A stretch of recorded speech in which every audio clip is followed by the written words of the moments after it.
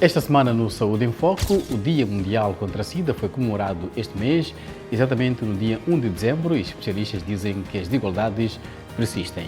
Em Nampula, Moçambique, os adolescentes e jovens vêem-se forçados a abandonar o tratamento antirretroviral devido ao estigma e abandono de seus familiares. O médico camaronês Dr. Borges Nchunga compartilha algumas informações sobre a luta contra a SIDA pediátrica. E fazer o teste de HIV antes de um novo relacionamento. As pessoas estão seguindo os conselhos de especialistas?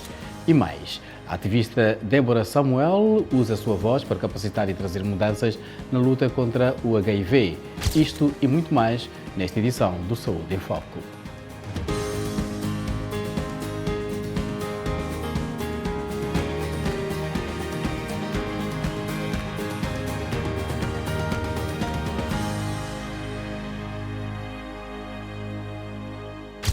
Olá e bem-vindo ao Saúde em Foco, eu sou Amancio Miguel. 40 anos após o diagnóstico dos primeiros casos de SIDA, a luta contra o HIV ou VIH continua. Até agora, cerca de 40 milhões de pessoas no mundo perderam a vida devido à doença, isto segundo a Organização Mundial da Saúde. O Dia Mundial da SIDA, comemorado todos os anos no 1º de dezembro, focou neste ano nas desigualdades.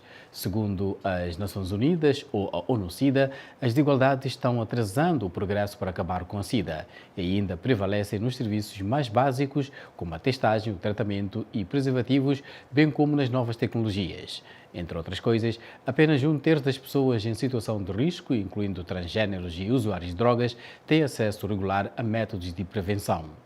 Em Nampula, no norte de Moçambique, os adolescentes e jovens vêm-se forçados a abandonar o tratamento antirretroviral devido ao estigma e abandono de seus familiares, uma realidade que vem preocupando organizações da sociedade civil, coalizão e aliança comunitária que sugerem a melhoria da assistência psicológica para adolescentes e jovens com HIV e SIDA.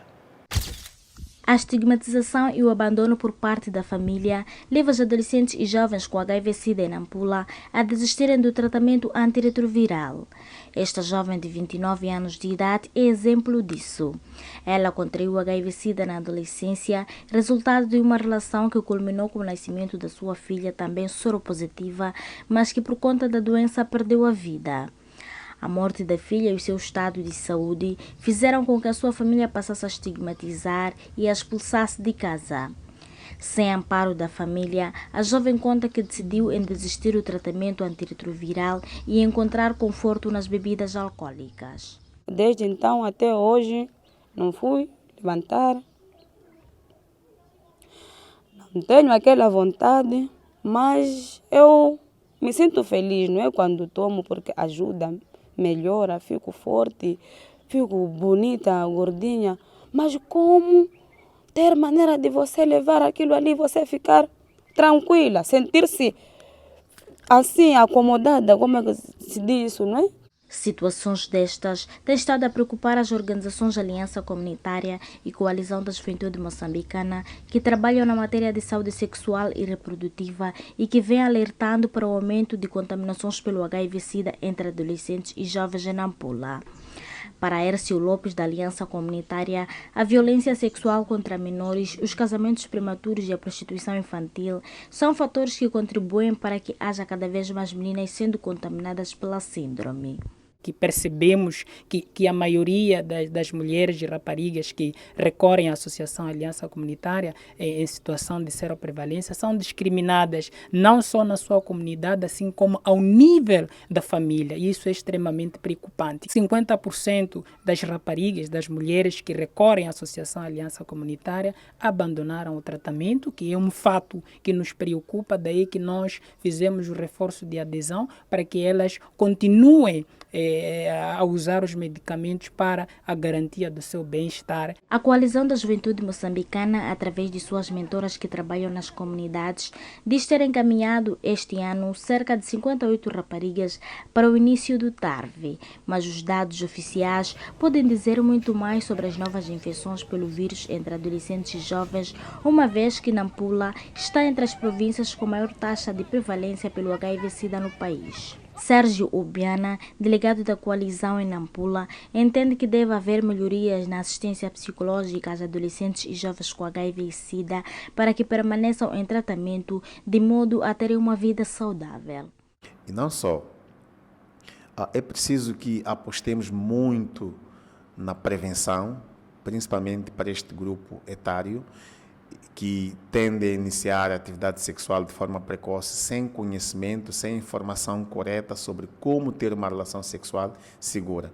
Precisamos de garantir o acesso a meios de prevenção, o acesso a métodos de prevenção da gravidez, bem como informação de como lidar com a situação de adolescentes e jovens que vivem positivamente. Contudo, como organizações, estas dizem estar a fazer a sua parte, mas apelam à união de esforços para combater o HIV-Sida.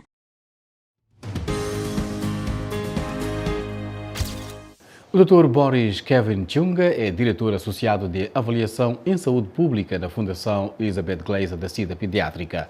Ele discute desafios e oportunidades na luta contra a SIDA pediátrica. Estamos a fazer muito progresso, especialmente com as mães de bebés. Então, sempre que uma mulher que vive com VHI está grávida, nós acompanhamos as crianças depois que ela deu à luz e certificamos de que as crianças não estão infectadas. E se a criança estiver infectada, fazemos questão de colocá-la em tratamento e segui-la. E também desenvolvemos o tratamento pediátrico optimizado para o HIV, que garante que todas as crianças em tratamento recebam os medicamentos mais ativos disponíveis. Então, a gente avançou muito, principalmente em África, onde a necessidade era mais importante. Quer dizer, muito ainda precisa de ser feito, principalmente com o grupo de adolescentes. Você tem que garantir que os adolescentes conheçam os seus status e entendam por que eles devem estar sob tratamento por toda a vida. E também, como acontece com adultos, com crianças e adolescentes, temos esses desafios de resistência aos medicamentos que estamos abordando. A Fundação Elizabeth Glaser, da SIDA Pediátrica, está em parceria com outras empresas por meio da New Horizon Collaborative para garantir que crianças e adolescentes tenham acesso ao tratamento antirretroviral de segunda e terceira linha para evitar que as crianças tenham resistência aos medicamentos. A prioridade, durante os últimos 3-4 anos, foi garantir que as taxas não fossem mais uma barreira para uma mulher receber tratamento ou para uma criança receber tratamento. E alguns dos nossos programas, além da eliminação completa das taxas, apoiamos um elemento adicional como fornecer comida, porque às vezes as pessoas simplesmente não veem as instalações apenas porque não têm comida. Temos o que chamamos de abordagem centrada no paciente. Um paciente não é um paciente com HIV, ele é um ser humano e nós tratamos de maneira holística. O quanto HIV e SIDA é preocupação para si hoje e o que pensa sobre fazer o teste de HIV antes de iniciar um novo relacionamento. Aqui estão algumas reações de Josh, na Nigéria. Eu diria sobre o HIV-Sida e sobre mim. Eu sei que está aí, mas a consciência não está tão elevada como antes. Testes para mim? É claro que antes de me casar eu devo fazer um teste. Isso é algo que eu apoio. A verdade é que é muito importante para ajudar vocês dois e ajudar as crianças que você pode trazer ao mundo. Não considero diferente de hepatite, diabetes, pressão alta. É uma doença que pode ser transmitida. Como mosquitos transmitem malária, sabe? Eu sei que é evitável. Eu estava a pensar sobre como com o VIH, eles não estão a falar sobre isto tanto quanto costumavam. Mas acho que é uma conversa que não deve parar até que realmente pare. As pessoas ainda estão a infectar-se. As pessoas ainda estão a morrer. Surpreendentemente, as pessoas ainda estão a morrer de SIDA, o que não deveria acontecer. Mas por mais que o VIH seja uma preocupação para mim, não é tanto uma preocupação quanto ao facto de que as informações não estão a ser divulgadas como deveriam ser. Fazer o teste, sabe? Não é para ser um estigma. É sobre ser honesto. Eu tenho esse casal incrível na minha vida que eu realmente amo. Conheci-os este ano. A esposa é seropositiva e o esposo negativo. Ele soube antes de se casarem e falou: vamos lá, eu amo-te mais que o HIV. Vamos lá, eu amo-te mais que o VIH. Eles têm 2 filhos, ambos são negativos. O marido continua negativo. Ela está a viver uma vida saudável, tomando os seus antirretrovirais, e eles têm um lar tão feliz. Olhando para a situação na Nigéria, você tende a pensar que VIH não está realmente lá, porque o que estamos vivendo é como se isso estivesse em segundo plano, mas está lá. Claro que existe TARV, mas você ainda vive com o vírus. Ele apenas diminui até certo ponto, não é erradicado, então você ainda vive com isso. A promiscuidade sexual está aumentando. Há falta de consciência do lado das pessoas saberem que sim, esta coisa é real. E algumas pessoas vão falar, se eu faço sexo, se eu estiver que morrer, que morro. Assim, como resultado, eles terão relações sexuais descuidadas com outras pessoas. Eu sei que a droga é supressiva, mas não elimina o vírus. Quando fazer o teste de HIV? Aqui estão algumas recomendações de médicos. É importante fazer um teste de triagem de HIV-Sida após assumir riscos como relações sexuais desprotegidas, quando a camisinha fura, ao compartilhar uma seringa ou entrar em contacto com equipamento de injeção infectado. Quando estiver num relacionamento estável e quiser parar de usar preservativo, faça o teste primeiro, e assim como quando tiver planos de engravidar. Claro, quando o médico sugere. Tem sido o caso de mulheres grávidas ou imediatamente antes da cirurgia. Você faz o teste também para saber se já teve contacto com HIV em algum momento. E, finalmente, você pode fazer o teste apenas para saber o seu status. Consulte o seu médico se tiver alguma dúvida ou para saber o seu estado de HIV.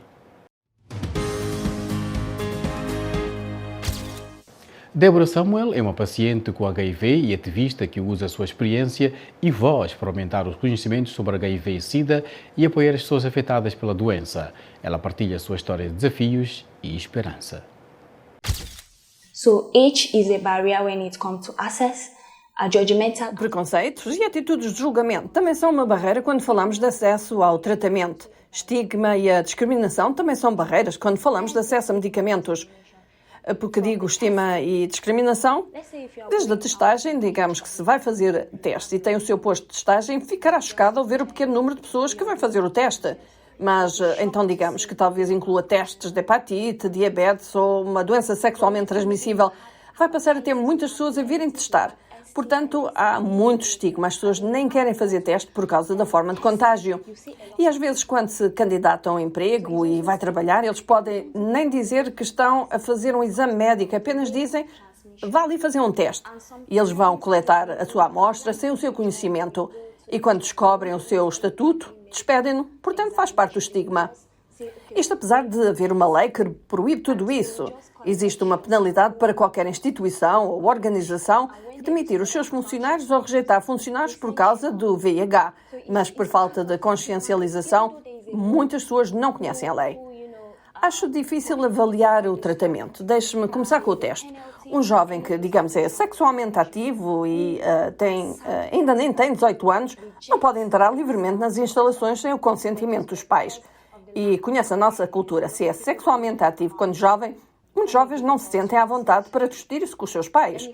Muitas vezes és sexualmente ativo e talvez tenhas informações para o estabelecimento para ter acesso aos serviços, mas devido à necessidade de consentimento dos pais, procuras o conselho dos amigos que não têm conhecimento informado. E no final de contas, o jovem acaba por não receber informação correta. Algumas pessoas têm medo de ir ao posto de saúde porque conhecem alguém que lá está. Talvez a enfermeira seja um familiar, talvez seja a unidade mais próxima da casa. Então, vai a trabalhar o acesso aos serviços porque sente que não tem a confidencialidade. Pensas, se eu for acessar esses serviços, vão contar para os meus familiares. Muitas instalações não educam os jovens sobre a medicação que estão a tomar. Digamos que comecei a fazer tratamento. Dá-me esse remédio e só me diz para começar a tomar sem me dizer a importância de tomar esse remédio e sem que eu saiba porque estou a tomá-lo. Se não me diz o que acontece se eu parar, qual será a implicação? Então só isso sabe, vai levar a não aderir ao tratamento. E assim foi o nosso Saúde em Foco e recordar que saúde é o mais precioso que temos. Até a próxima semana.